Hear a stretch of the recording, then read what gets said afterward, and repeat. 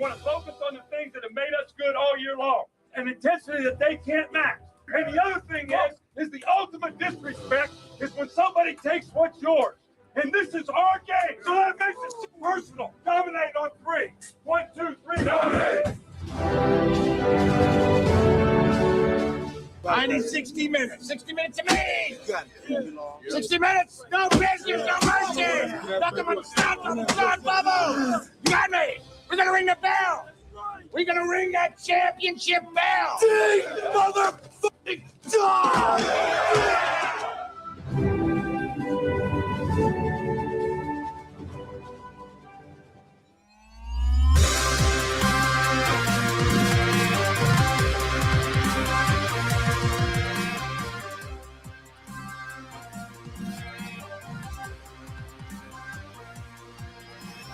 The Orange Bowl is on Mitch Jeter's leg. Good snap, good hold, kick on its way, and the kick is good! Yes! Mitch Jeter, with 7 seconds left, gives the Irish a lead, 27-24. Notre Dame is on the precipice. Notre Dame has won the Orange Bowl. 3rd and 16, Mahomes roll it out. Looking, firing, intercepted, picked up by Cooper DeJean, gets a block. DeJean is in, touchdown. The Philadelphia Eagles have won Super Bowl 59. They have beaten the Kansas City Chiefs.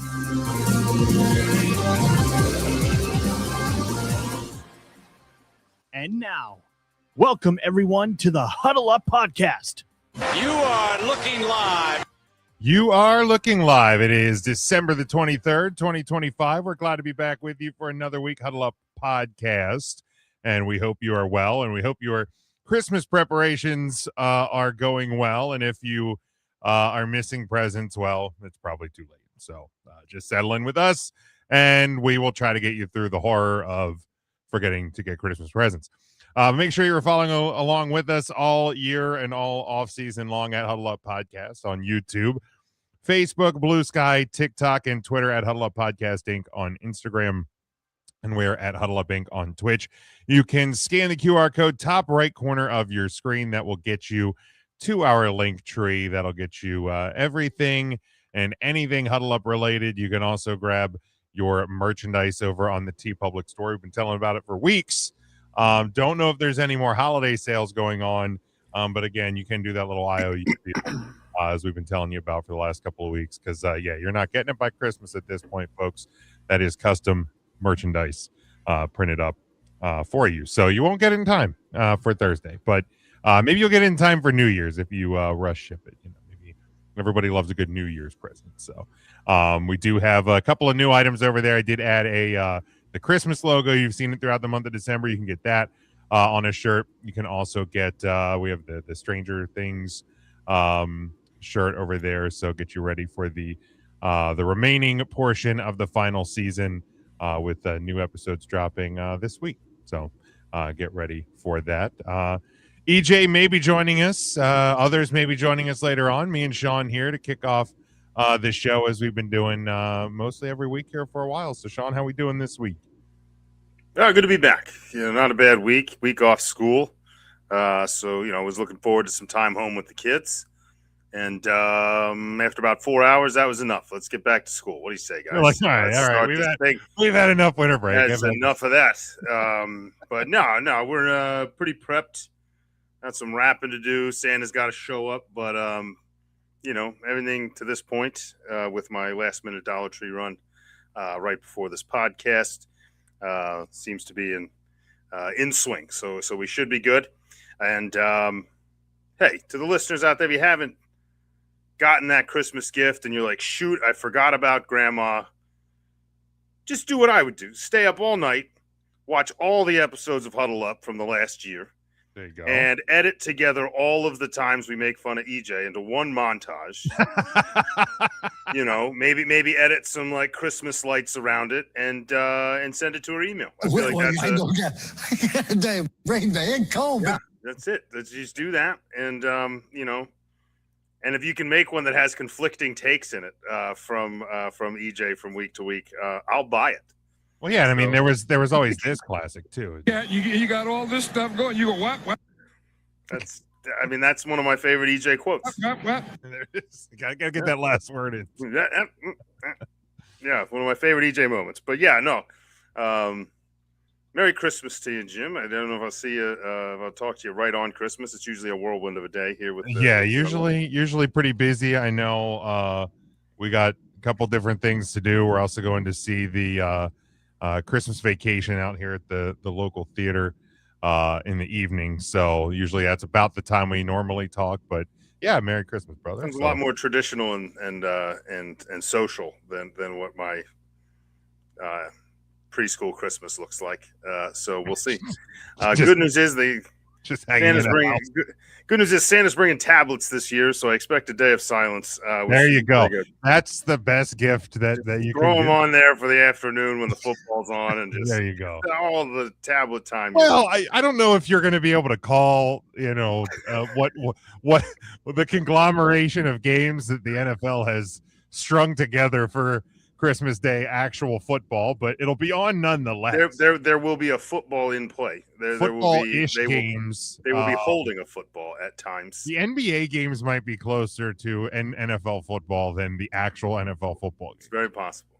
But yeah, there will be football adjacent productions put on by Netflix. Correct. We do know that much. So yeah. Cowboys, I mean, the Cowboys say they're playing all of their starters because that doesn't seem like a poor plan to close out the year. That means nothing. Detroit, I think, has stuff to play for, so they should be at full strength. And then I think Max Brosman will be starting for the Vikings, and I forget what the night game is. We're not picking it. Spoiler alert. But it's Chiefs and somebody. Oh yeah, Chiefs. It's someone I was like, man, someone's going to roll in and beat the Chiefs, or the Chiefs are going to beat some. I think it's the Broncos. I think you might be right. I think it might be. You have a fairly decent rivalry game there, but no one playing quarterback for the Chiefs. Yeah, I was going to say. I don't know. They should have called. I mean, Rivers worked out. Like they couldn't call like Joe Montana or something. Dude, the fact that Phillip Rivers was the best player on the field for the Indianapolis Colts yesterday. I mean, it's ridiculous. Let's go back to, I don't remember if any of us said it on the NFL preseason show where we predicted the season, but I don't recall anybody saying that by week 16, the Colts defense will let Phillip Rivers down for the second week in a row. I mean, that defense is horrendous. It's so bad. It stinks. Wow. And I know the Niners aren't a slouch, but no. I mean, tackle somebody. I'm telling EJ, it stinks. Thing stinks. Oh my god, it's brutal, just absolutely brutal. It'd be funny. It'd be awesome if, for teams that don't matter, if instead of just flexing times, they could just change. I would want to see the Colts with Pip Rivers play against Joe Flacco. My god! I just move Flacco back to the Browns and put him against Pip Rivers and just let him slug it out one more time. Give me the oldest quarterback matchup in the history of football, or just have the Colts play the Steelers, and that's 2 40-plus-year-old quarterbacks that looked great. Yeah, in their season, and have one combined win. The craziest thing is Phillip Rivers, as a grandpa coming off the couch, has looked better in 2 weeks than Aaron Rodgers has looked at multiple times this year. Oh, I know, and you just, I guess it's not a life situation where he was going to keep playing, Aaron Abuska, Rodgers, or whatever he does. You done messed up, Aaron. But. Yeah, hats off to Pip Rivers. Good for him, man. Way to go, man. Good for him. All 86 kids of his were at the game last night. Took up 3 suites right next to each other. Quite the spread there for the Rivers family. It's like, is this college night? Was there a high school chorus concert here? No, it's just my kids. It's just all of my children. All of the family. All of You it. mean all in the family? No, all of my family. No, it's just there's a lot of us. There's just all of them. It's all of them are my family. But Sean, let's kick it off the only way we know how to do.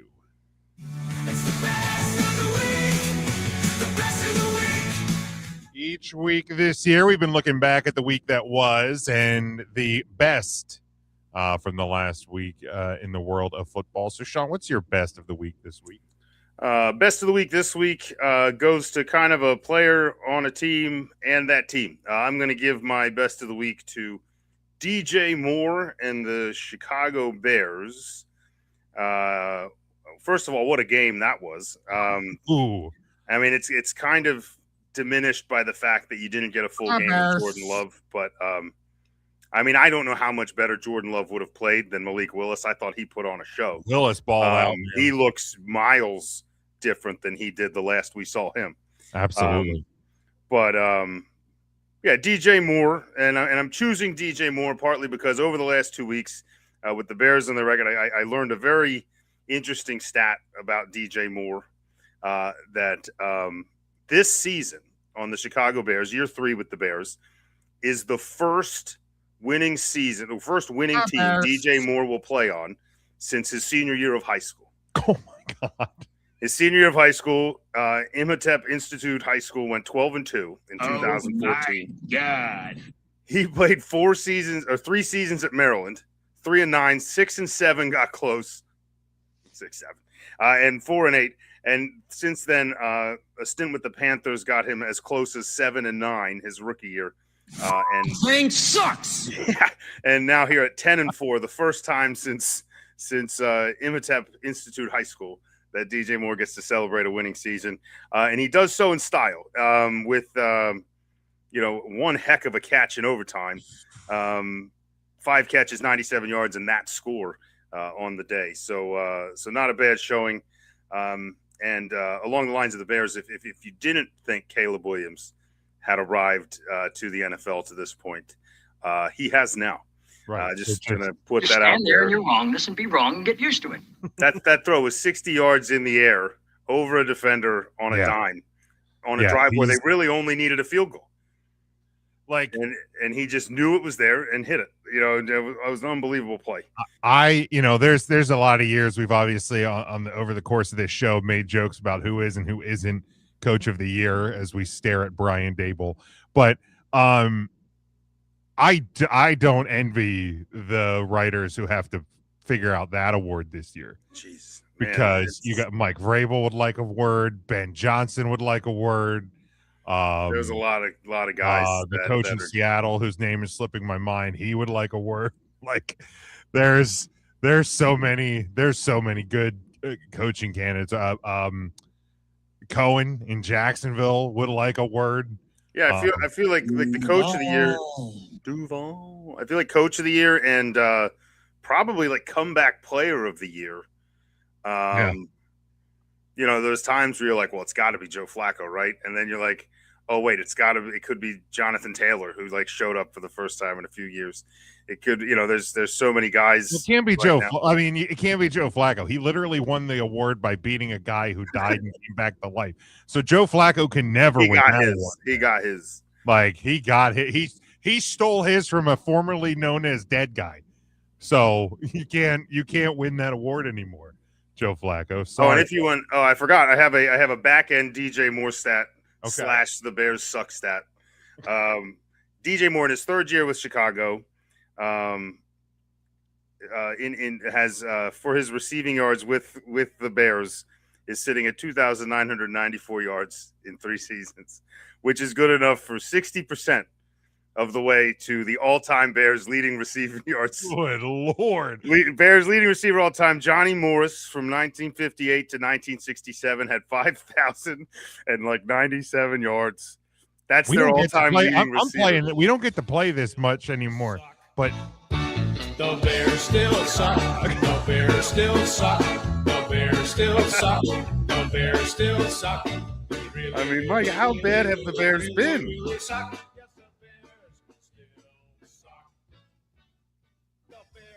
Like, I think it's just because they don't hold any good receivers. Like Brandon Marshall played there, but only for 2 years.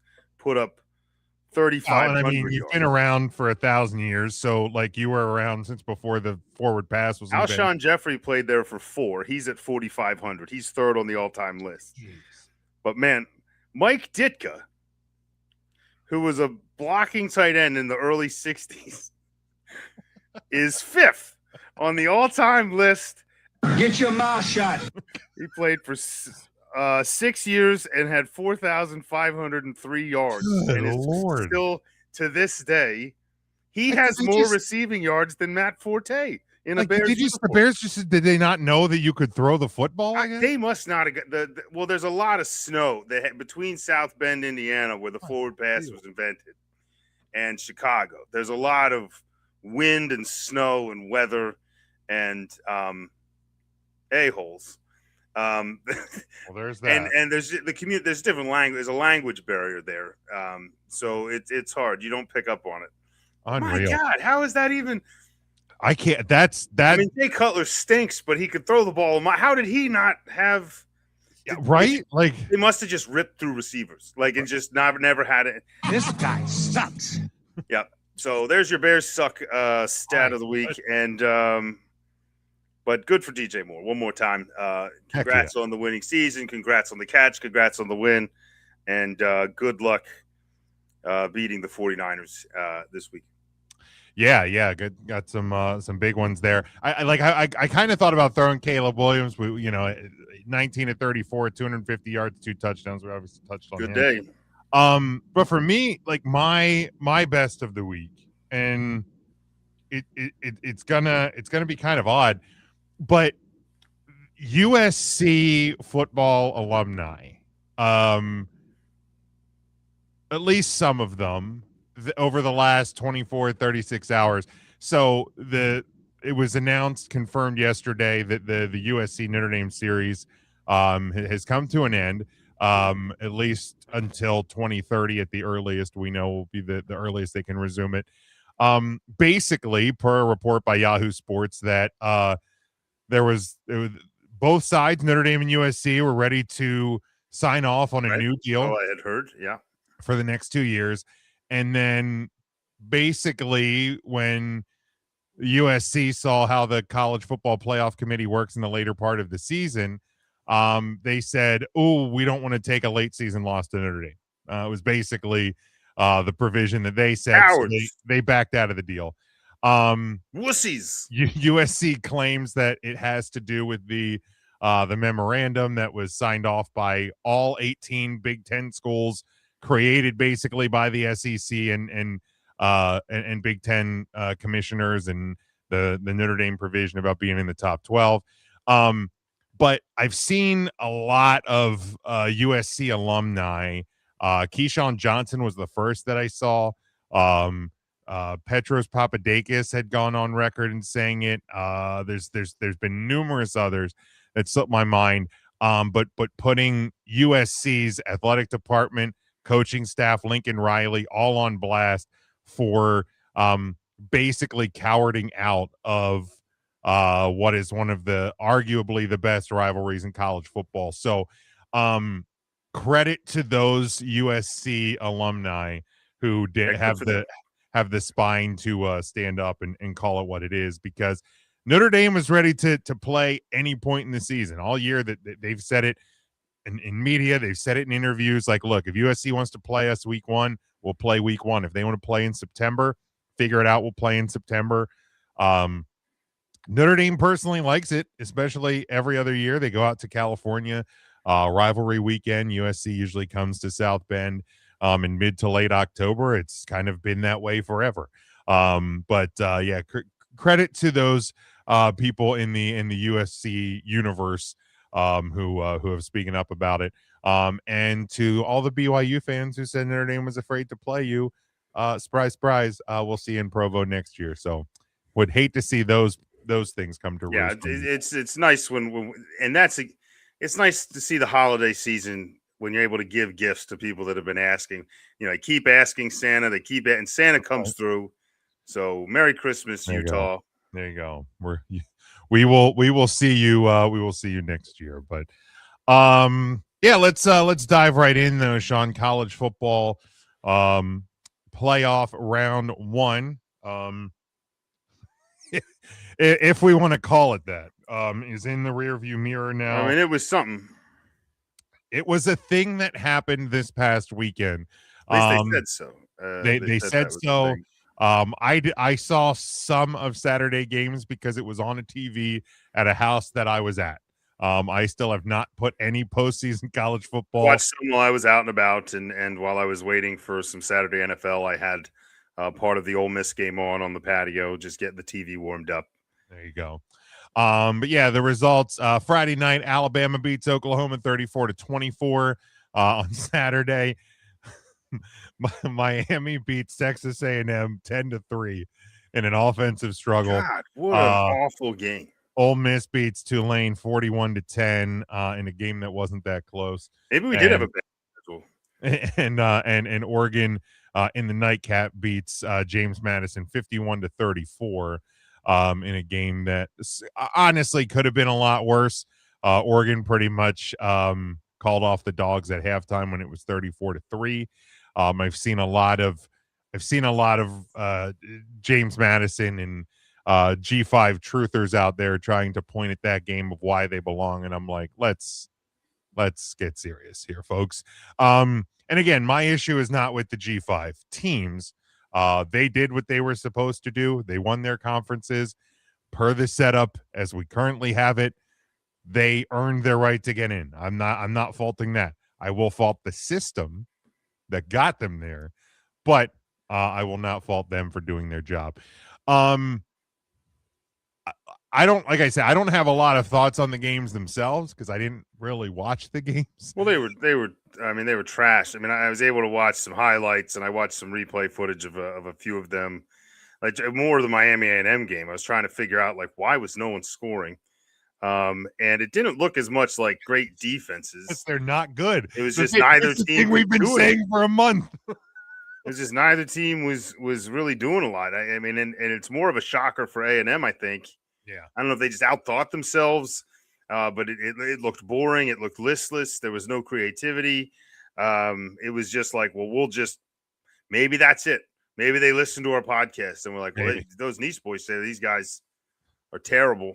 We could just run our practice offense. Yeah, because that's what it looked like. But man, and I was way off on. I thought Tulane might cover. I was wrong there, but I did hit the James Madison backdoor cover. There you go. So I got that.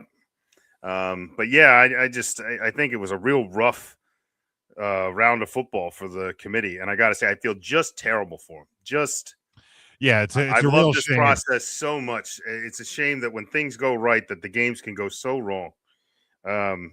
I mean, Alabama, Oklahoma was probably it was an entertaining game at least. But it was still an example of Oklahoma not being able to close the door. You know what I mean? Like it was Oklahoma. You know, it was a story of like if you can crack their defense, their offense isn't going to keep up with anything you do, and that's pretty much what happened. So they got boring hot start and just stopped and just collapsed. Yeah, boring. Good news for Miami is they get a Ohio State team this week, and that should be fun for us to. I might watch that one. Yeah, those games, we will preview those next week, as those will be I think New Year's Eve and New Year's Day. So we will get to preview those next week.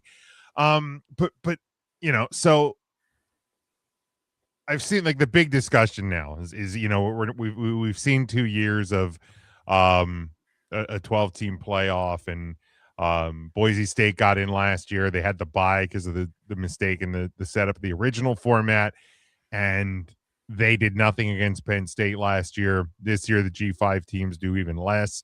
I've also seen people like citing the fact that, you know, you had blowouts in round one last year because of, you know, like Tennessee got blown out by Ohio State, SMU got blown out by Penn State.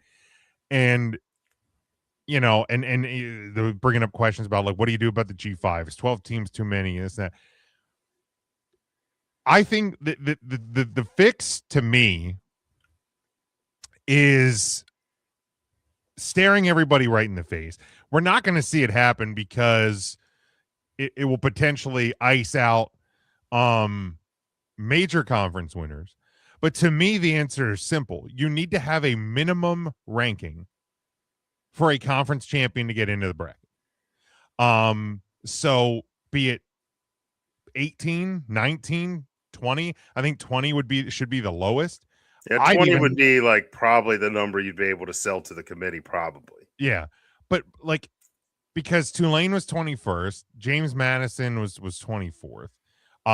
If hypothetically speaking, Duke would have been eligible because of winning the ACC, they weren't even ranked. Like, so you would have had two quote unquote better teams, right? You know, in this instance, Notre Dame and BYU, right? And all of a sudden, Ole Miss, instead of playing Tulane, would have seen one of those two teams, probably Notre Dame, based on how the rankings went. Yeah, and Oregon would have played BYU. To me, those are better games. Those are better games. It's way better games.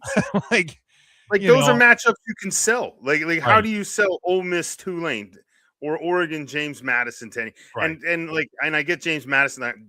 Did a lot of those folks travel to Eugene? Absolutely. There was a strong contingent. Now, was it a majority in the stadium? Not even close. But and they stayed there till the end. And credit to them, man. Because this might be their only shot at any semblance of a playoff Super Bowl. game. You know, this was their Super Bowl. So good for James Madison. But yeah, I mean, it's got to be done. But here's the thing to remember too, is like one, the ACC's got to fix whatever their crap is going on in that conference. Like how Miami wasn't just the conference. Like you need to fix whatever's going on there.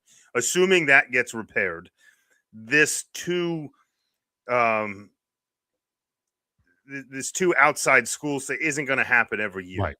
Right. Like the ACC presumably would have a champion. Then this doesn't come into the picture really. Maybe you get the one team. And last year, to be honest, we talked about it. If Boise State, because Boise State was a decent team, right? But if you would have handed them to the 3 seed or to the 5 seed, and just been like, here you go. You know, make sure you play your game because they are dangerous if you screw up. And they blow Boise State out. I mean, like, congratulate. Good for being 5. Like, that's your reward for being 5. And whatever. Like having one of those schools in. Now, how you fix it permanently, I don't know. This is an awful long break between games. So, like, I do think the option is there that if you're like, okay, we're just going to include the Power 5. If you do the minimum ranking thing, that works pretty well too. But I was like, if you have this situation where you have a couple of ranked teams or all of them are not in the top 12, then make those teams somehow play in. I don't know how to do it.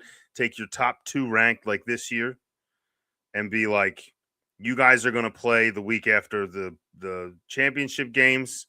You push the first round back a week. Don't give 2 weeks off. Like it's football. Like just prepare for a week and go play, right? Like stop it. Like, well, the other teams got to rest. Yeah, they're better than you. So whatever. Like that's the deal, right? Yeah. But then the other part of me is like, if you don't want these teams in and you're one of the big schools, win your games. You know, like I mean, that's the biggest problem is when you got down to like, you know, but it's teams like Notre Dame and BYU that get kind of screwed by it because, you know, the other like the ACC has no stake in an argument against these schools being in because their team was worse. Right. Like, your champion was literally Duke also would have gotten mowed down by Oregon. Oh, like yeah. So yeah, Duke winning, and that's the thing. And the ACC has already said that they're going to look at amending their tie-breaking procedures, which they absolutely need to. Because look, we can argue. They look like Donovan McNabb not knowing there were ties. Like that's right. Like we can argue as much as we want about should Notre Dame been in over Alabama or Miami or any of those arguments we've had for the last couple of weeks. But if the ACC just does their tie-breaking procedure correctly, then Miami is either in because they win the ACC or they're out because they lost to the in the ACC title game. So that they're not even in the conversation. There's not a debate with them anymore. They're either locked in or they're locked out. And they probably win the ACC because let's admit it, they are the best of that conference. What that says overall, I don't know, but they would have won the ACC. They would have gotten their way in. And we wouldn't have had James Madison. We would have had Oregon versus Tulane because Tulane would have gotten in, but then it would have been Ole Miss versus Ole Miss versus Notre Dame. That's a better opening round matchup as well. It's just it's a bit of a broken system. And for everybody saying, well, if you do the minimum ranking thing, then a G5 can't get in. Boise State was 9th last year in the last ranking. Like, that's why they ended up as the 3 seed, because of the way they had it set up. But they were 9th. They would have been at Indiana to start. So you don't tell me that a G5 team can't get there, because they can. It's just you. I get you have to be perfect. You're not going to do it with 2 losses. No. And you're gonna have to schedule and compete and maybe beat or compete with a team that is ranked near the top. So right, like it looked like USF might be a candidate for that this year for a while when they had they upset a Boise State and then they go and they beat Florida and had they, even with a stumble to Miami, if they'd have won out and had those 2 wins on their resume with 1 loss to Miami, I mean, they probably would have been in the top 20, right? Yeah. And would have been right in there. So you just, you gotta plan your schedule accordingly. You got to realize it's an uphill scrap, but you got a shot. Why not? The other reaction that I've seen coming out of this round 1, and this will be where I kind of my last thoughts on the whole first round. But I've seen a lot of people saying, because Alabama beat Oklahoma and because Miami beat Texas A&M, that means the committee got it right. Do you agree with that? Well, how does that prove anything? The getting it wrong part is like they took spots from teams that were better. So like, oh wow, well, Alabama beat Oklahoma. Well, what proof is it that the other team wouldn't have beaten them by more? They wouldn't have had to come back from 17 points down, or that if Texas A&M is going to come out that flat, Notre Dame would have killed them. Right, like we'd have run all over. Like I don't think it would have even been close. And as flat as Miami looked, I think we'd have killed them. I still think that was the correct play for this committee would have been drop Alabama with the loss. Yeah. Put Notre Dame at 8 or 9 and have Miami at 8 or 9 would have been the best play they could have. Give us the ratings on Notre Dame Miami. The ratings on that game would have been astounding. Like for a first round playoff game, especially it being the Friday night game. Give me another Friday night time Notre Dame break Miami into the game. playoff. Oh my God. You're printing money at that point. And they just were like, well, we gotta get the SEC teams in. So but no, it doesn't prove anything about them getting it right. Does it prove that at least Miami and Alabama can beat other teams that probably shouldn't be in here either? Yeah. Like, I mean, I don't think Oklahoma's very good. Like, I just that's they should have been 10 at best. Like that was the thing I was screaming from the mountaintop is I remember like the week, the most ironic part is the week that Alabama had moved above Notre Dame, prior, after the Auburn, the gutsy win over Auburn. That was the weekend that I saw a lot of people in sports media saying they thought Notre Dame should have moved above Oklahoma. Because Oklahoma had a rough day that day too. Yeah, right? And people were starting to question Oklahoma's ability to do anything in the playoffs. By the way, 0-5 now in college football playoff play are the Oklahoma Sooners. Notre Dame should never be there. Oklahoma, okay. Right. Okay. Just okay. Maybe not okay. Not okay. Oklahoma, not okay. Not okay. Yeah. So look, again, I don't think it necessarily proves them being right or wrong, and we're never going to really have a definitive answer, because the team that got dropped for doing nothing but winning is never going to have the ability to have a say. No.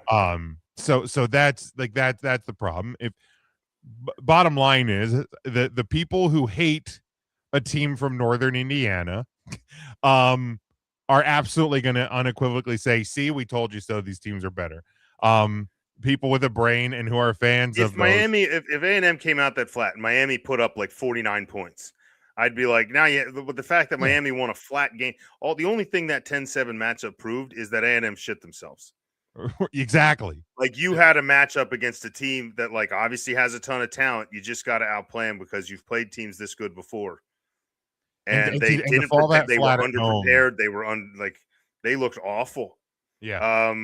For the second time all year. And I think that's all that game proved. And I also, I mean, it's also funny that the conference that they had to strong arm in as many teams as possible went 1-2, and the only reason they went 1-2 is because two of the teams played each other. So we're going to very quickly find out when we get to next week, with the Rose Bowl, with Indiana and Alabama. That's maybe where you're going to find out a little bit more if a committee was closer to being. This next round is where you're going to find out if they maybe they didn't get it right, but maybe they at least picked teams that were more capable than you and I have given them credit for. Because Alabama stays in it, like, I don't care if they win or not. If Alabama's in a close game with Indiana at the end of that one, and if Miami's in a close game with Ohio State, then I'll be like, you know what, they're better than I thought. But I'm still not going to say they got it right. No. And I certainly, and we'll obviously preview the games next week, but I certainly have feelings about what's going to happen in those matchups. Well, and I've expressed my wishes, and looking at this bracket, I like my chances of a Big Ten, SEC Final Four, and I'm very excited about it. I'm trying not to be too excited, because I'm sure there will be some SEC officiating crews, and that motherfucker that coaches Texas Tech, that it's going to be a real shame if Oregon humbles that guy. But we'll talk about those games next week, once we are back from the Christmas holiday. But it's there's not going to be an easy fix or an easy answer to any of these things, but we will certainly try to make sense, at least of the games, when we get to next weekend. But sticking in the playoff conversation, we're gonna look at the NFL playoff picture as we head into Week 17. A couple of adjustments from last week, and we now have some teams that have clinched, and some movement in the NFC side. So the Seahawks, coming off their win over the Rams, they are now your 1 seed in the NFC, and we'll start on that side of the bracket. The Bears are now the 2 seed. They would face the Packers in round 1. The Eagles and 49ers remain locked in the 3-6 spots, and the Rams dropped to 5, and they would face the currently NFC South leading Carolina Panthers. Your teams that have clinched on the NFC side, and if you're on the video, you'll see a little gold shadow there underneath them. Seattle, Chicago, Philly, and San Francisco, and the Rams have all clinched playoff spots. So the 7 spot and the Niners somehow at 6 control their own destiny. Yeah, because I heard going into last week, if they win out their last 3 games, they would be the number 1 seed in the NFC. Actually, I made a mistake on the bracket. So if the 5 and the 6 should be flipped, the Niners are actually your 5 seed. So that's a mistake. So they would be playing in Carolina. And the Eagles would play the Rams. Well, I don't like that. Sean's like, no, I like the one that I'm looking at. I like the other one. Let's go with this bracket. Let's go with this bracket. Of course, it's going to be messed up in 2 weeks anyway. But sure, yeah, exactly. It will likely not remain the same. But man, I think the biggest question, because the only thing that's really changed was your NFC West leader. But really, what is going on with the Buccaneers, man? They feel like they're just trash in full collapse That's mode. What's wrong with them. They're trash. More on that later. Todd Bowles has to be gone, right? Like if If they don't, well, I told somebody I was talking to last night. I was out, and somebody saw my Eagles shirt and was asking what was wrong with asked me the same question. They said, "What was wrong with what's the Bucs' problem right now?" And I said, "Football currently. It seems to be the problem. They're not good at it."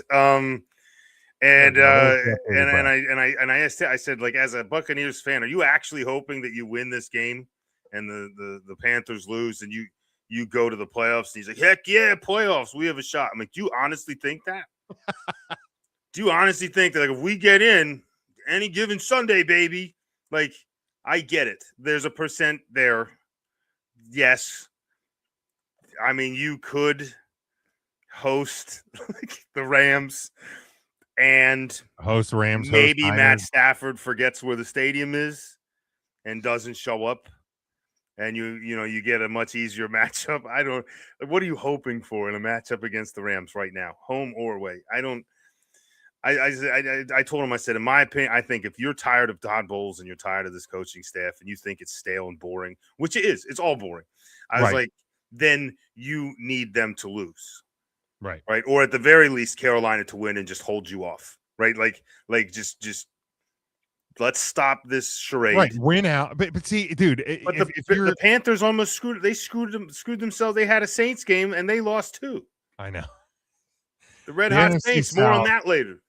The NFC South is the ACC of the NFL. Like it truly is rubbish. It's awful. It's not good.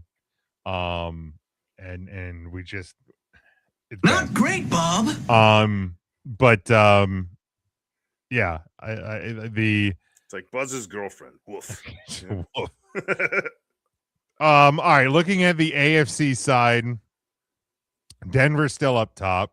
I don't think this didn't move at all. I was gonna say it looks pretty much. The only thing that has changed is the Broncos, the Patriots, and the Chargers by way of the Colts loss last night. The Chargers have clinched a playoff spot. The Bills have clinched a playoff spot as well. So baffling for the Chargers were, at the state that they were in a few weeks ago. I mean, for them to have clinched anything right now is baffling because they looked like they were on a landslide. Yeah, they were banged up. They were playing terrible football. They looked like Harbaugh had lost some control. It just nothing looked right. They looked like the Buccaneers. So and they found their wheels. How about them? Congrats to Harbaugh and the squad and happy birthday to Jim Harbaugh. Look at that. Look at that segue I didn't know I was leading into. He is let me look it up to be factually accurate. 62 years young today, Coach Harbaugh. So looks way better than either one of us. Who's got it better than us? No! 62 and just looking miles better than anyone on this podcast. All right. My goodness. It's all the whole milk and probably raw beef, if we're being honest. I would imagine Jim Harbaugh is a raw beef guy. Something. I just have that. We're just generally eating vegetables. Probably does that. Maybe. I don't know what that's like. He's probably I think probably a fan of corn. I just feel like he's a big Midwest. Yeah, why not? Like corn, potatoes, beef, and milk. Like I feel like that's a lot of that. That's the four food groups and that's Jim the Harbaugh. formula to look that good at 62. Just keep eating those four things. Jesus. Well, the Washington Capitals are just collapsing in the third, so that's everything's normal on that front. But yeah, I mean, I think if you're the Chargers, you want everything to just kind of stay as it is. I think you would like that matchup with the Steelers team that's floundering. The Bills Jags, I think, would be a really fun opening round matchup. Because I guess the only thing that can muss up that really would be a Steelers loss to the Browns and 2 wins by the Ravens. Yeah, Steelers can lock up a playoff or lock up the division by beating the Browns with a win in the last 2 weeks, a 1 win or a single Ravens loss in the last 2 weeks. So I saw something today that they would have to lose to the Browns. I saw that someone said that today on the air. That and it took me by surprise. So I'm wondering if it's like a divisional. Well, because they play the Ravens in the final week of the year. So if they play the Browns this week Oh, right. So if the Ravens win out, they get a Steelers loss no matter what. So correct. Yeah. So but they still need them to lose the second game. Right. That makes sense. They play each other next week. So like if the Steelers lose and the Ravens win this week, the game next week. I botched up that week 18 matchup. Yeah, that makes sense. Yeah. I did remember that. Yeah. But if a Steelers win over the Browns or a Ravens loss this week, that would end the AFC North division. Man, I hope for some excitement in week 18 that the Steelers lose to the Browns and the Ravens win. That would at least make that game a must-watch. Yeah. Of course, we don't know what Lamar Jackson's status is. Zay Flowers might not have hands. We don't really know. Didn't look like it. Certainly did not look like it. But yeah, it's been a rough go. Been a rough go for the Ravens. Very beat up Ravens team. I know there's a lot of people ready to write the eulogy of John Harbaugh in Baltimore. I think it's written. I'm not sure it's signed. Yeah, I was saying I don't think it's ready to. I don't think it's ready to be published yet. What's your take on that? If they say they come out this week and they lose. Obviously, they're not going to fire him with one game to go. But at the end of this season, if they're not in the postseason, do you think he's toast? Here's the thing. I think he and Mike Tomlin both should have been fired probably about 2 years ago. They could both get fired and switch teams. God, Freaky Friday in the AFC North. Could you imagine that? No, but it would make it even crazier. Zach Taylor gets fired in Cincy, and like Harbaugh goes to Cincy, Tomlin goes to Baltimore, and Taylor goes to Pittsburgh. Just a three-way swap. Musical chairs in the AFC North. But I think with all of the injuries that the Ravens have had this year, and knowing that their general manager and their front office and Harbaugh are like best friends, it's only like their second losing record in a decade. I don't think they will fire him this year. But do you think that they do? I'm on the fence. I'm EJing right now, but I would lean the other way that he's gone, because I think the combination of its time and the fact that, I mean, you have a fan base that's going to want answers. You know, your time with Henry and Lamar Jackson and these guys is dwindling, right? Mark Andrews may not even be there. You know, you have an Isaiah Likely there who says is the future. Well, he's like 26. Like, I mean, these guys are not getting younger, and you're getting farther away. Yeah, and it happens quick, man. Quick. I mean, you know, someone's, you know, Lamar getting hurt. Is that Lamar, or is that like a mentor not going, get your crap together, man, eat better, stretch better, you know, stay in the pocket more. Like, you're not a kid anymore, man. Like, you can't do this. So, I don't know. Like, if they can't find a way to keep Lamar on the field, you're going to need a coach that can get the most out of everybody else. And I'm not sure it's been Harbaugh in the last 30 games or so. It's been tough. All right, let's head on to the NFL week number 17 in the season. So we are getting close to the end. It's like sad. It's exciting and sad.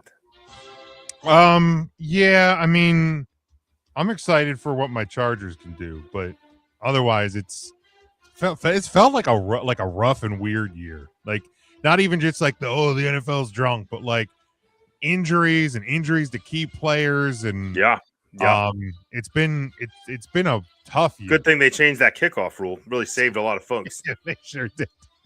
All right, we will start this Saturday, the 27th, 4:30 Eastern time on the NFL Network. A battle in the AFC. The 10-5 Texans, they travel to SoFi Stadium, and the 11-4 Chargers, a 2-point home favorite for Harbaugh's bunch. You're over under in this one, 39.5. Well, you know, we just talked up the Chargers, you know, and hats off to them again. But when you get to games in the last 2 weeks of the season, a lot of times when I can't really decide, and I think both teams are playing really good football, I try to ask myself either A, who's got a bigger chip on their shoulder, or B, who's got more to play for.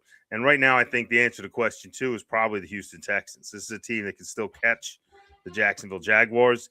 It's a team that, despite having the best defense in football, has underperformed only because the Jaguars are way better than anyone anticipated. But this was our team to run away with the South, and I think they're going to do their best to try to take it. Give me the Texans to cover and win in this game. And I like 39.5 is low already, but that's 2 good defenses there. I'm going to take the under. Yeah, this game makes me a little nervous as a full season Justin Herbert fantasy owner sitting in a fantasy championship, but rough spot to be in. It is, but looking at the other quarterback options that are out there, I'm probably still going to roll with my guy. Feel better.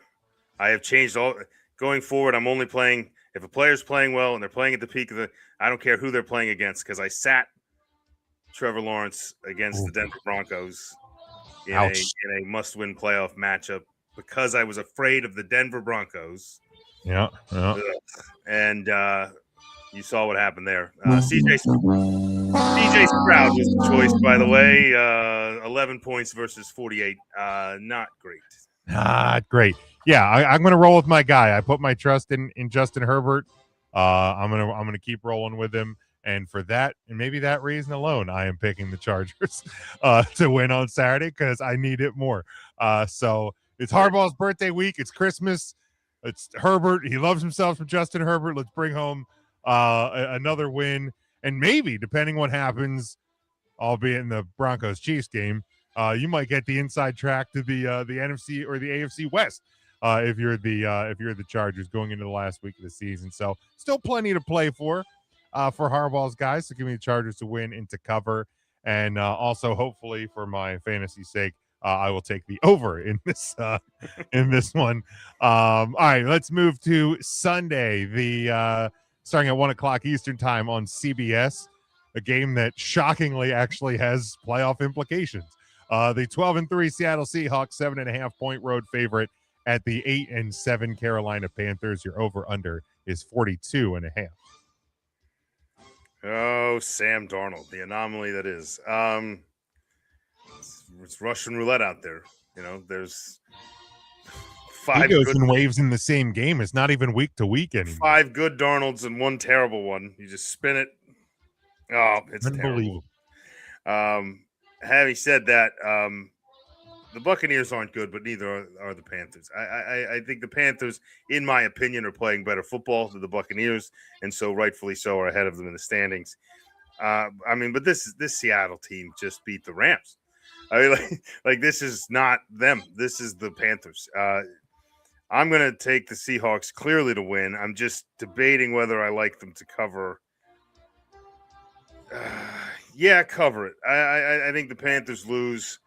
And we leave it up if the Bucs are going to pass them or not. The Bucs are going to have to do it themselves. So they're going to get the opportunity, and we'll see if they fail or not. But I'll take the Seahawks to cover, and I'm going to take the over at 42.5. I think the Panthers' defense is suspect in the last few weeks, and I think Sam Darnold actually finds a way to have a day. Yeah, and then again, certainly as a Jackson Smith and Jigba owner, I would certainly hope. I would expect him to have a day. I would hope so. Devin checking in with us. He said, "What's up? Just wanted to pop in. Wish you guys a Merry Christmas, Happy New Year, and hope we have a safe one as well." Yeah, you too, Devin. Appreciate you checking in with us. Hope you have a great holiday week, and Santa brings you what you want for Christmas. Well, unless you wish for like a Dolphins Super Bowl, because I don't think Sandy can pull that one off. Yeah, look, Carolina has probably exceeded expectations. Still have a shot, even if they do lose on Sunday, to finish above 500. Which, if you're playing over unders at the start of the year, I don't remember what it was, but I bet it wasn't 8 or 9. So, definitely an upswing for Carolina, but they're not going to beat Seattle, and I Seattle's looking to cinch up that division. Number 1 seed, home field advantage, I think would be huge for Seattle in this postseason. So give me Sam Darnold and the Seahawks to cover the 7. And I like the over because, like you, I think Carolina is going to score quite a bit of points. in this one. All right. Throw Devin's comment up there. Look, he's complimenting us. There we Because go. he said we're smart. We're smart. I love that. Love it. Love Smart you too, buddy. asses. That's We nice, Devin. Thank you. Appreciate that, bud. Always nice to be noticed. Sunday, 4:25 Eastern time on Fox. We have the 10-5 Philadelphia Eagles traveling to the possibly, yes, it would be the second to last because the Bills are not going to host a home game. Second to last game up there at the old Look at that. Highmark Field or New Era Field or whatever it is in Buffalo. They're a 2.5 point home favorite, 11-4. Your over under on this one is 43.5. Haven't checked the weather forecast, but one thing I can tell you is in the forecast is the Eagles are getting two very big Christmas presents in Lane Johnson and Jalen Carter. Healthy once again, will rejoin the Eagles in Buffalo. And with the addition of those two guys and the fact that we've had kind of a resurgence of the running game, the rushing offense has looked good. Barkley's fired up. And the fact that I think this is a measuring stick for a lot of folks. I know the Bills have been up and down and may have recently been down. But I think for the Eagles, for people to feel good, you just came off two good wins against not so great opponents, but they were good wins. I think if we can beat the Bills in Buffalo, I think the belief train is moving a lot faster. And I think it happens. I think the Bills flounder a bit. I don't think Allen has looked great. The strength has been on James Cook. And the one thing the Eagles do very well is slow down a running game. And so sounds dumb to say try to hang it on the hat of Josh Allen and hope for the best, but that's probably what they'll do. We have a couple good corners out there covering whatever riffraff they're throwing out there on the field in Buffalo these days. Whoever their number one is will not be open because we're going to just cover the crap out of them. So give me the Eagles to cover and win. And I think that 43.5 feels low because I think we're going to hold the lead. Josh Allen will push back, and all of that will drive it well over 43.5. Weather for Sunday, showers high near 45. That works just fine for me. Yeah, so the temperature will be dropping probably into the 40s and upper. Go ahead and blitz Jalen Hurts too. We love when you do that. Yeah, I mean the Eagles. They're mostly locked in to the 3 spot. I think I saw if they lose out and the Panthers win out, they would fall to the 4 seed. But probably not going to happen. You're probably going to be safe there. Bills, I think, still have a chance to play for some playoff seeding. I don't think they're going to catch the Patriots. But if they want to try, they need a win. So when you start talking about that, who needs it more? I think the Bills need this more. And to maybe send off their fans and their stadium. With the last 2 games there, they're going to want to win this one. I think they can pull that off. I think they cover the 2.5. And I think if you're going to beat the Eagles, I think you're going to have to do it with your offense. So give me the over in that one. Devin, actually, Santa Claus might be able to bring this one. What I want for Christmas is Mike McDaniels not have a job next season. I think he could arrange that. You can probably pull that one off. And last one, Sunday night, 8:20 Eastern time on NBC. It is the 11-4 Chicago Bears traveling to Santa Clara to take on the 11-4 San Francisco 49ers, a 2.5 point home favorite. You're over under 40 or 50.5, excuse me. Yeah, I mean, haven't gotten to watch the 49ers as much this year as I have the Bears. Watched them last night. The 49ers look like a good product. I don't know. I talked in length a few weeks ago about the Patriots and how I just don't know who I've seen them play. I didn't know what kind of opinions to have because they hadn't played anybody. And I feel like the 49ers feels the same way. I feel like the big games they've had are the losses on their schedule. So and then to be like, well, they beat Seattle, but it was week 1. And I don't think that counts for anyone. So I question what they have. I do know what the Bears have, and the Bears have an offense that's becoming more creative as the weeks go by. They're starting to figure out who has what. I think the roles are more defined. We know who Monangai is. We know that Swift is still in play. and with fresh legs, he's incredibly good at what he does. And Caleb Williams is building confidence and steam, and I think that continues. I think the 49ers get a little bit of a wake-up call here and get a reminder of, like, there are better teams out there than who we've been playing, and the Bears want to hold on to that north. This is going to be a good time to do it. So give me the Bears to cover and win, and give me a 50.5. Oh, man, that is a huge number. Just under. The defenses hold just enough. I could easily see this go. I would not touch this over under. A lot of times we say that's the play. I would stay away because I think in different scenarios this could go either. Yeah. I think defense and lower points is probably the play if you're going to touch this game. Wouldn't advise it. But you talk about who have they played, who have they beaten, and granted, we could probably do this with a number of teams, right? Sure. But since a Week 8 loss to Houston, this is what the Niners have done: lost to Houston, beat the Giants by 10, lose to the Rams, beat the Cardinals, Panthers, Browns, Titans, Colts. Right. Now, granted, they beat the Colts soundly yesterday. But we've also talked about how this is just a deflating Colts team, right? Like, God. Like Phillip Rivers, again, Phillip Rivers was the best player on the field. Credit to Phillip Rivers. What the fuck to the Indianapolis Colts? Right? Like that. Like we were talking about this team earlier in the year. Like Danny Dimes was lighting it up, and Taylor looked great, and the receivers are catching balls, and the defense was playing well. And holy hell, this team looks complete. And we said they were the best team in football because they were. They were, and then they completely lost it. Like, who knew Danny Dimes was the glue that held this whole thing together? I'm gonna need to go back and get a shitload of dimes. He's about to get a shitload of dimes. He sure is. That's a clip I need on the board, by the way, especially if Danny's if Danny Dimes is gonna carry on as the starter, you're gonna need that clip. Shitload of dimes.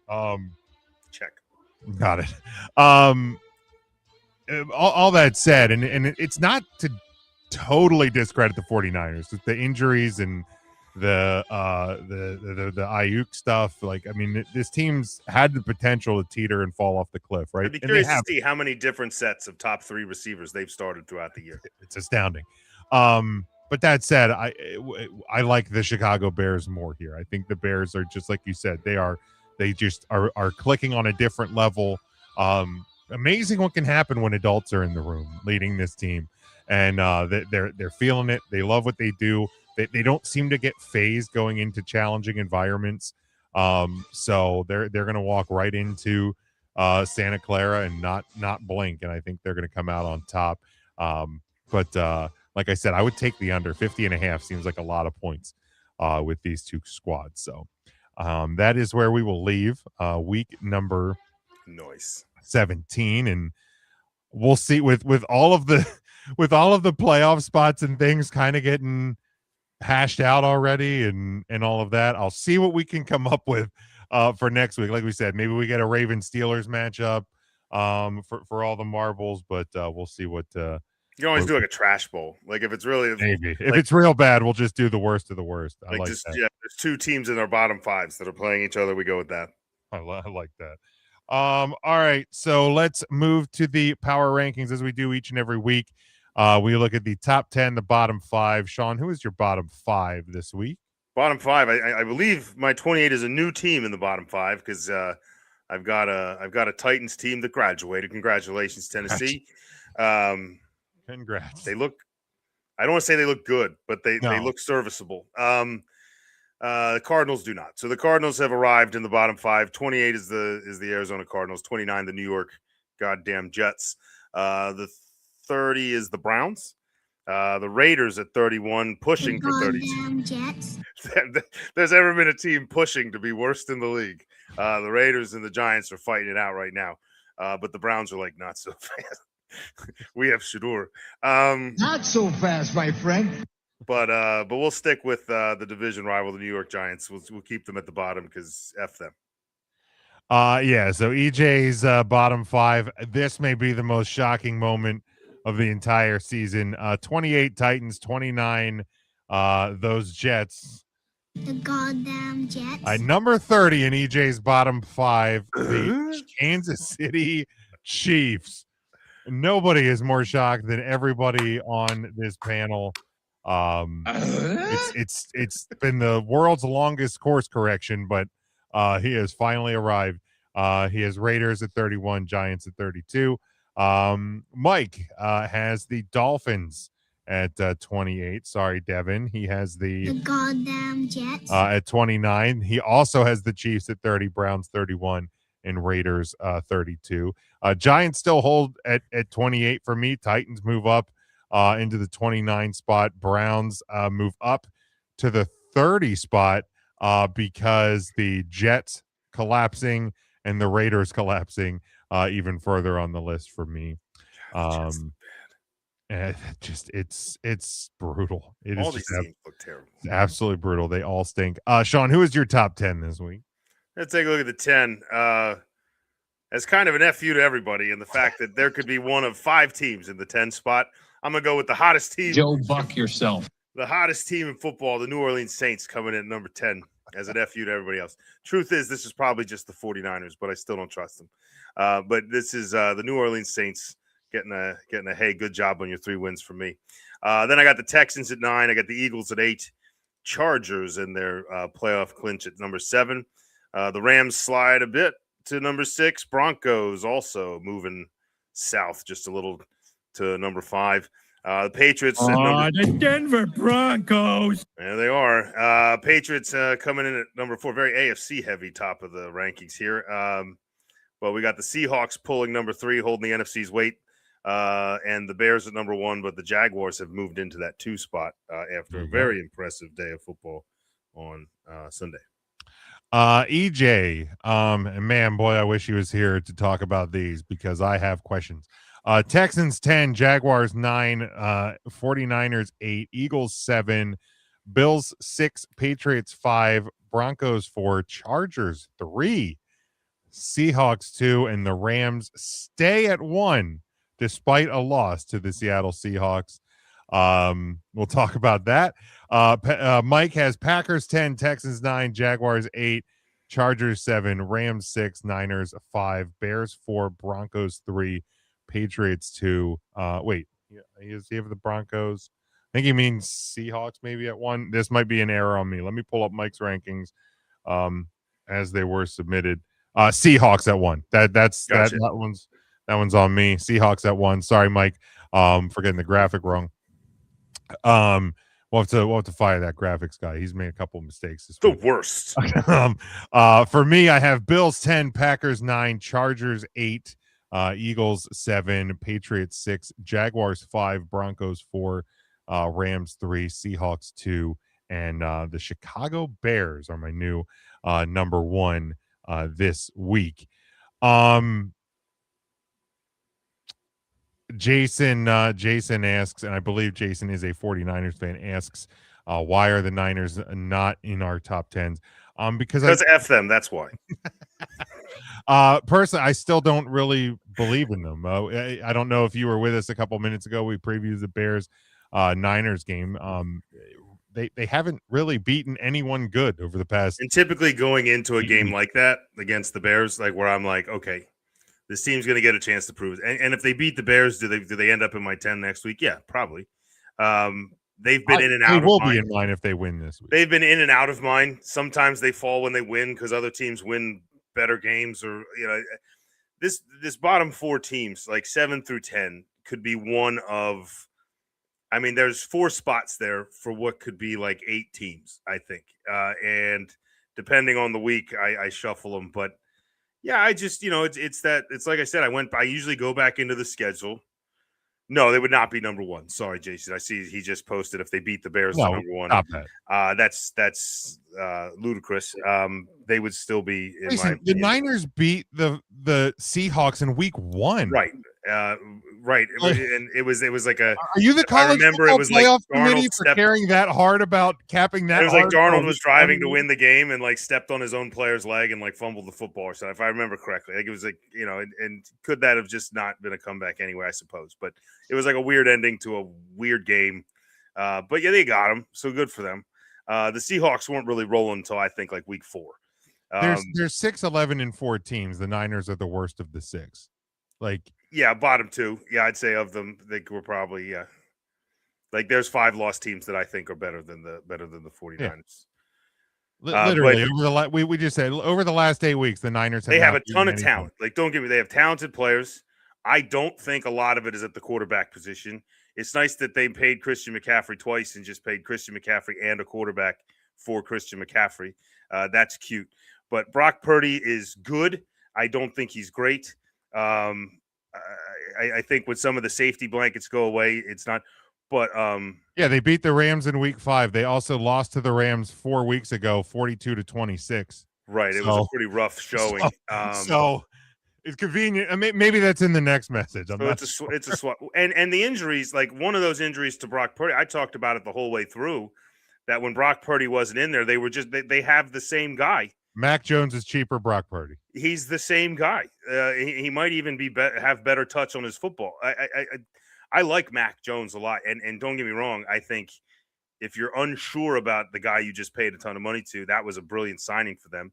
I don't know how Jacksonville didn't just pay him to be their backup, but Mac Jones is one of the best backups in the league. Yeah, I don't know what to make of the Niners.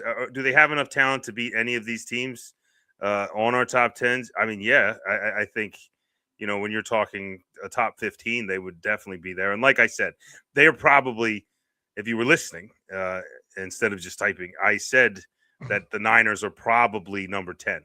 But I threw the Saints in there because it was a mishmash of teams that I don't trust any of them. So he says here the Hawks should have lost to the Colts. Well, they probably should have, but they didn't. And for the record, that was last week's rankings where I kept the Seahawks in the 4 spot. I didn't move them up for beating the Colts. And if record serves, I think I may have actually moved them down 1 for barely beating the Colts. They won a sloppy game, and then this week won a very good one. Yeah. So for the record, I punish teams accordingly and I rank teams accordingly. And out of the 11-4 teams, the Niners are the least impressive of all of them. It's not meant to be an insult, but the problem is when you have a large grouping of teams with pretty much the same record, there will be teams in that grouping that find their way out. And when your best win in the last month and a half is over the Tennessee Titans, you're probably going to find yourself on the outside looking in there. But like I said, if I have them at 10, beat the Bears, they'll be in those here. 2 teams will meet in the middle somewhere. Yeah. Somewhere in there. So yeah, you beat the Bears, you'll be in the rankings next week. So Merry Christmas, Jason. Have a good one. I am baffled that EJ again does not have the Bears in his top 10. Like, what is he doing? Like, what are we doing here? Like, I don't get me wrong. I love incredibly high. I love the swing of the Chargers at 3. My Chargers at 3, but my goodness, man, how do you not have the Bears in there? The Patriots stay down. The Bills stay up. Like, does he just not update him? Is he asking AI to do this? Maybe he gave up and he's just like, AI, write me a top 10 list. Like he did did punish the Broncos for a loss. Seahawks get a win, but not the Rams. I get it. Like a close. No, the Cowboys probably won't win a Super Bowl, Jason. They will. I don't know. If you've listened to this show over the 5-6 years that have been on here, please show me the time I predicted the Cowboys or even said seriously that the Cowboys were going to win a Super Bowl. I would love to. I don't recall a time. Yeah, I don't. I don't either. But yeah, EJ, man, you gotta get the Bears in there, bud. I don't. EJ, write us a letter Send it to us, and we just like some explanations on a few of these things we said. And like the Jags only moving up 1 after beating his number 2 team, like, and beating them soundly, by the way. Right, and the Seahawks are behind the Rams. It's just I don't. What do you want them to do? I have questions, and I'm sure he'll be like, well, Stafford's still better than Darnold, and Nakua is still better than. He's not better than Jigba. I think they're equally great. I think they are equally great. But he'll probably say if Devontae Adams plays, the Rams win that game, and they probably do. But that's another story for another day.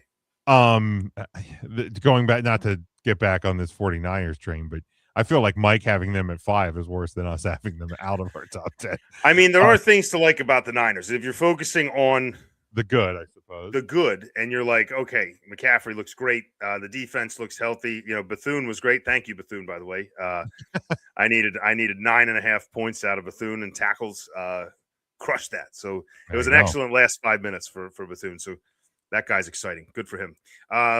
But yeah, I think that the optics, so to speak, of the game in Indianapolis looked good. Like, it looked real good. They looked strong. They looked comfortable. But man, if the Colts could have tackled anyone at any point and made them like have to go into their playbook instead of just hand it off or throw to whoever's open, I think then I'd have been more. But yeah, the Colts just looked. I mean, they looked like the worst team of the last 4 the Niners have played. It's pretty rough. Look, even Jason agrees they shouldn't be 5. He said if they had Bosa, Warner, etc., they should be 5. So. Yeah, 5. We already found common ground with Jason. All right, at least we know he wants us in the 10. He's like a homer a bit, but he's not like a crazy homer. But he's more realistic than we're giving him credit for. There we go. Well done, sir. I apologize for some of my snarkiness earlier. Yeah. Otherwise, Sean, like I think we have similar ideas. I don't hate you getting the Jags up as high as you did. You had them at 5. You moved them up there. To this, they looked real good. They did, and I am on board with Trevor Lawrence.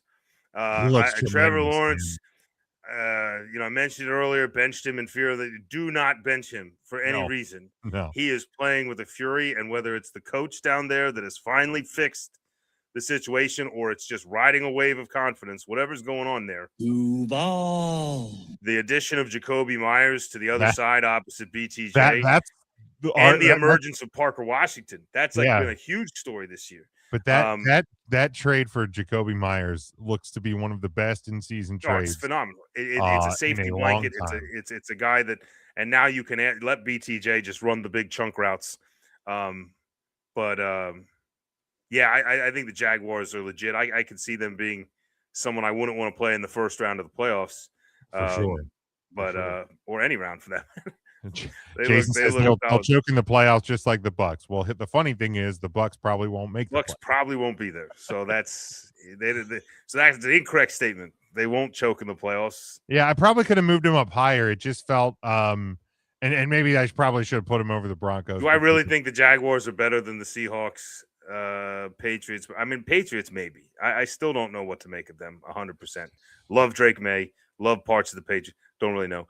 But the Broncos, to me, like, they're going to win again, and then they're going to, like, go back. I honestly think that loss in the long run may be one of the best things that could have happened to the Denver Broncos. Can't go running into the playoffs with a head of steam like that. Because what? This past week, they had won 11 in a row. This past week would have been 12.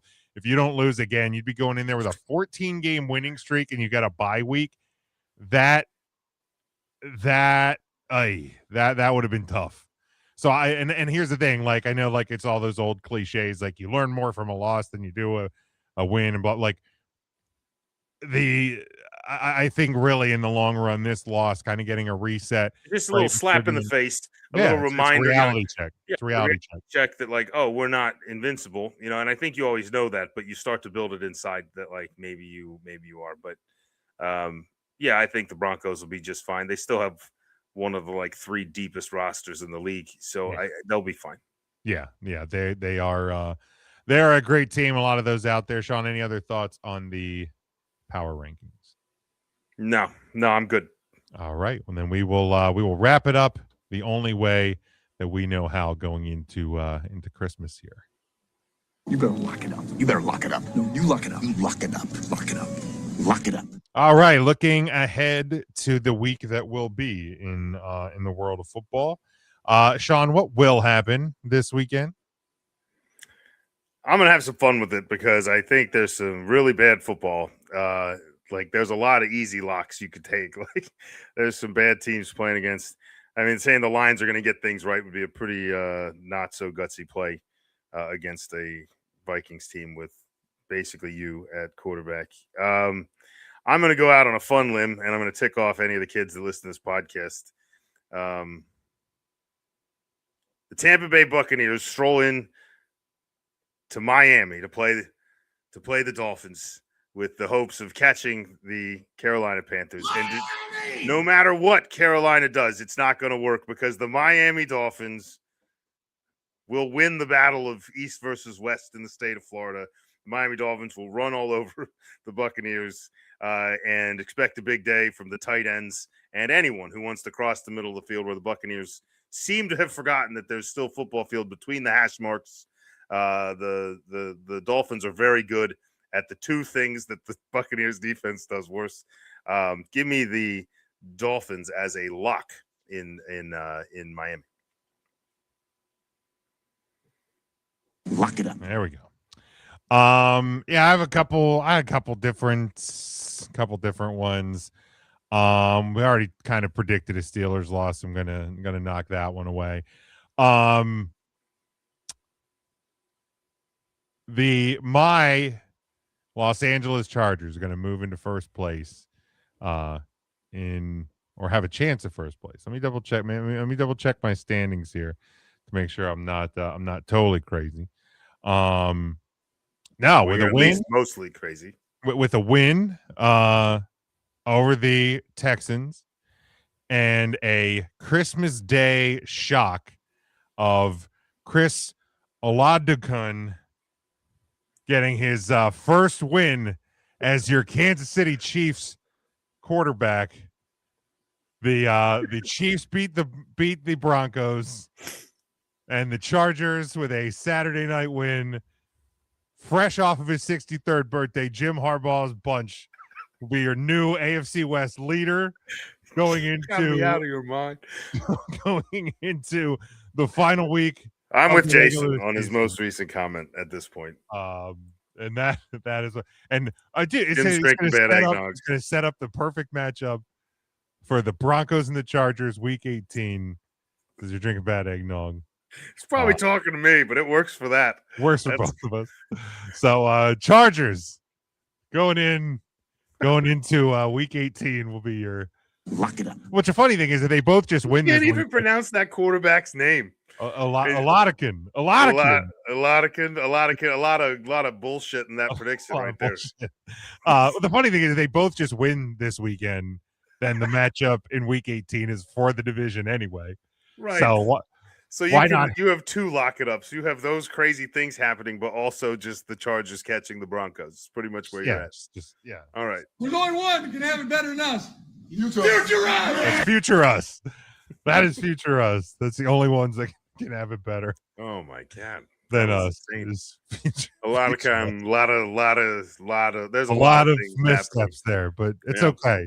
It's all right. I just picked the Dolphins, so what do I know? I was gonna say maybe Jason's right about the eggnog, but Sean, let's wrap it up. It's Christmas week. Let's wrap it up.